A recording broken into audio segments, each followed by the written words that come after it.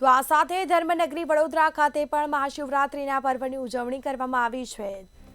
તો ધર્મનગરી વડોદરા ખાતે પણ મહાશિવરાત્રિની ઉજવણી કરવામાં આવી છે। શહેરના 116 શિવ મંદિરોમાં મોટી સંખ્યામાં ભાવિ ભક્તો પહોંચ્યા છે। મંતવ્ય ન્યૂઝની ટીમ પહોંચી પ્રાચીન ઋણ મુક્તેશ્વર મહાદેવ મંદિર ખાતે। ઐતિહાસિક અને અતિ પૌરાણિક ઋણ મુક્તેશ્વર મહાદેવજીના દર્શન કરવા માટે ભક્તો ઉમટ્યા છે। ઋણ મુક્તેશ્વર મંદિરમાં સ્વયંભૂ પ્રગટ થયું છે શિવલિંગ। રાજાનું ઋણ મુક્ત કરાવ્યું અને તેથી નામ ઋણ મુક્તેશ્વર મહાદેવ પડ્યું છે। મહાદેવ મંદિરથી નીકળે છે સુવર્ણ મંડિત શિવ પરિવારની ભવ્ય યાત્રા। મંતવ્ય ન્યૂઝની ટીમ પહોંચી છે પ્રાચીન ઋણ મુક્તેશ્વર મહાદેવ મંદિર ખાતે, જેના આ સીધા દ્રશ્યો સામે આવ્યા છે।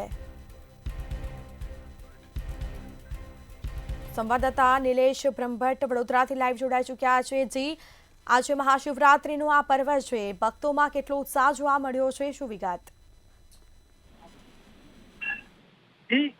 સંસ્કારી નગરી ધર્મનગરી ઉત્સવપ્રિય નગરી વડોદરામાં શિવરાત્રી ધામધૂમથી મનાવવામાં આવી રહી છે।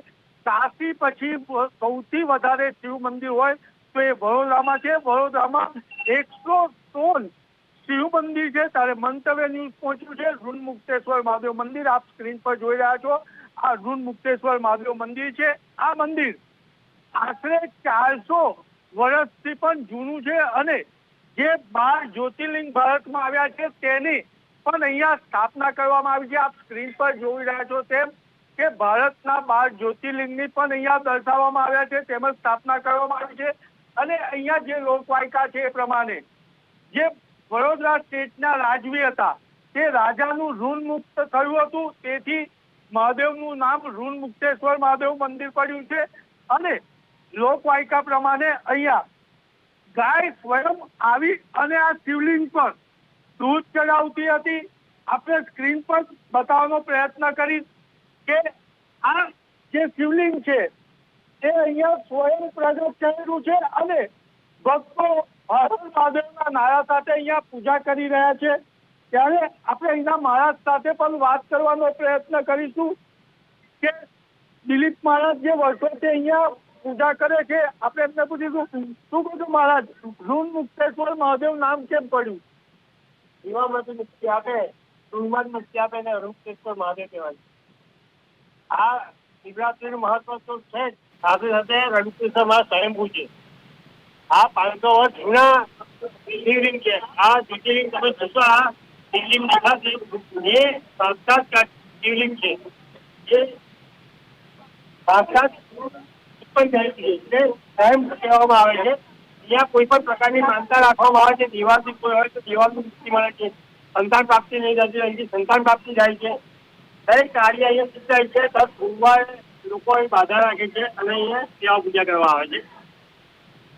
એટલે અહીંયાથી લોકો કોઈની પણ બાધા હોય તો એ પરિપૂર્ણ થાય છે। કહેવામાં આવી રહ્યું છે કે કોઈનું પણ ઋણ હોય તેવું હોય અને અહીંયા બાધા માને તો એ ઋણમાંથી મુક્ત થાય છે।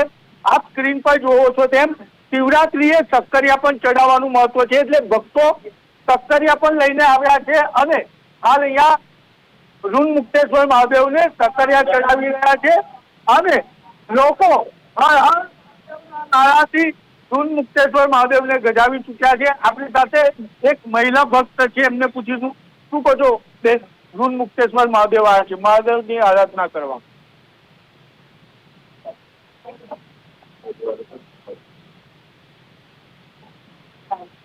આપ 22 વર્ષથી આવો છો, ઋણ મુક્તેશ્વરે તમારી કોઈ મનોકામના પૂર્ણ કરી હોય એવું?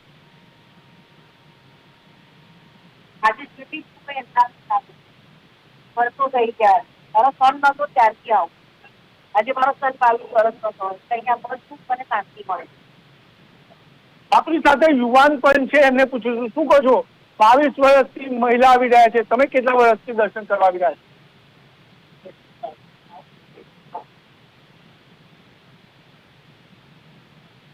એટલે આપ જોઈ શકો છો સ્ક્રીન પર હર હર મહાદેવના નારાથી ઋણ મુક્તેશ્વર મહાદેવ ગુંજી ચૂક્યું છે અને મહત્વની બાબત એ છે કે અહીંયા છેલ્લા 10 વર્ષથી સુવર્ણ મળી શિવ પરિવારની યાત્રા પણ કાઢવામાં આવે છે.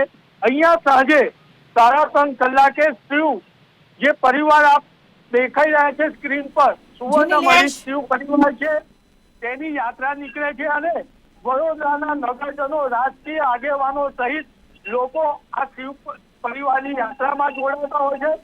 મહત્વની બાબત છે કે મંતવ્ય ન્યૂઝ એક્સક્લુઝિવ આ દ્રશ્ય બતાવી રહ્યા છે સુવર્ણમણી શિવ પરિવારના.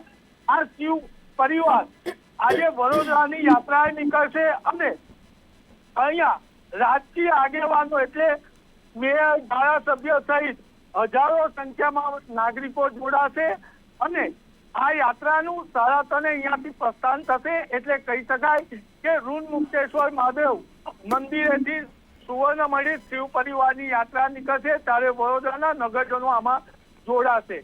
મહત્વની બાબત છે કે આ ઋણ મુક્તેશ્વર મહાદેવ 400 વર્ષ વધુ જૂનું છે અને અહીંયાથી શિવ પરિવારની યાત્રા નીકળે છે. એમાં વડોદરાના તમામ નાગરિકો જોડાય છે.